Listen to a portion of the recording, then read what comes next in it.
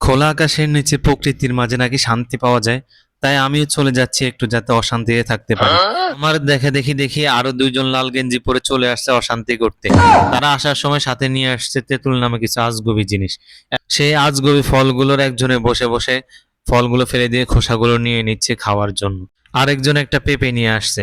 প্রকৃতির মাঝে বসে কোনো কিছু বানিয়ে খেলে নাকি আরেকটু শান্তি লাগে। তাই পেঁপেটাকে কেটে নিচ্ছি বানিয়ে খেয়ে যাতে আরেকটু কষ্ট পেতে পারি। তাই তাড়াতাড়ি করে পেঁপেটাকে কেটে নিচ্ছি। আর পেঁপেটাকে বানানোর জন্য প্রথমে পেঁপেগুলোর চামড়াগুলো ছিলে নিয়ে পেঁপেটাকে ফেলে দিয়ে চামড়াগুলোকে নিয়ে নিতে হবে। তারপর পেঁপেটাকে কেটে পেঁপের বিচিগুলো রেখে পেঁপেটাকে ফেলে দিতে হবে। অতঃপর পেঁপেটাকে আরো কয়েক টুকরো করে পানিতে রেখে দিতে হবে। তারপর পেঁপেগুলোকে একদম ছোট ছোট করে কেটে নিতে হবে যাতে করে খেতে খুব কষ্ট হয়। এই জন্যই আমি খুব ছোট ছোট করে কেটে নিচ্ছি। তারপর আমার ভালো লাগতেছে তাই আমি উঠে গেলাম যাতে করে রনি কেটে রনির কষ্ট হয়। তাই রনি আরো বড় বড় করে কেটে নিচ্ছে যাতে করে খেতে আরো ভালো লাগে। পেঁপেগুলো কাটার পর দেখতে একদম খুবই বাজে লাগতেছিল। পেঁপে কাটা শেষ হলে দেখি এখানে রাসেল নামের একটি ছেলে কিছু ইটের গুঁড়ো আর তার ভাবির মুখে দেওয়া পাউডার একসাথে করে সে এখানে কোনো একটা কিছু বানানোর চেষ্টা করতেছে। এখানে ভাবির পাউডার কম হয়ে যাওয়ায় সে আরো কিছু ভাবির পাউডার দিয়ে দিল। তারপর সবগুলোকে আলাদা আলাদা করে আবার একসাথে মাখিয়ে নিল। তারপর এখানে তেঁতুলগুলোকে ভালোভাবে ডলে নিতে হবে যাতে করে তেঁতুলগুলো গোটা গোটা থেকে যায় আর খেতে খুবই ভালো লাগে। এই জন্য তেঁতুলগুলোকে ডলে নেওয়ার পরে এখানে তার মিশ্রিত করা ভাবের পাউডার আর ইটের গুঁড়োগুলো এখানে দিয়ে দিতে হবে যাতে করে একদম খেতে খুব বাজে লাগে। তাই এখানে কিছুটা দিয়ে দিলাম কারণ আরো প্রয়োজন ছিল। তারপর আর প্রয়োজন ছিল না তাই সবগুলোই দিয়ে দিলাম। এইভাবে মাখিয়ে নিলাম যাতে করে সবগুলো আলাদা আলাদা হয়ে যায়।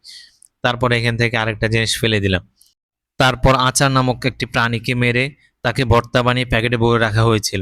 তারপর প্যাকেটটাকে খুলে আমি আচারগুলো ফেলে দিয়ে প্যাকেটটাকে নিয়ে নিলাম।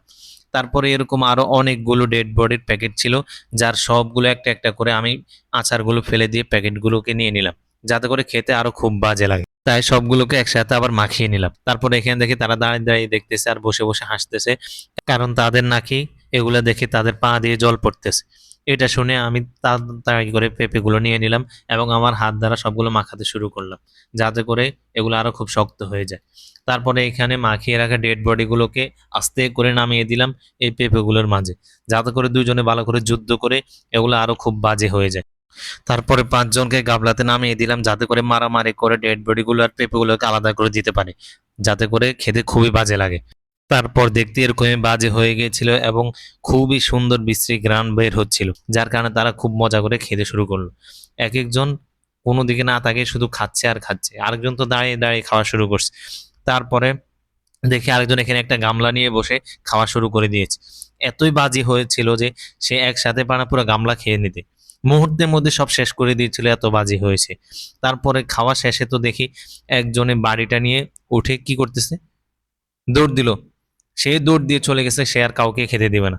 তারপর সে দেখে ক্ষেতের মাঝখানে বসে বসে একা একাই খাচ্ছে কারণ খাবারগুলো এতই বাজে ছিল। তো আজকে এই পর্যন্ত, ভালো থাকবেন।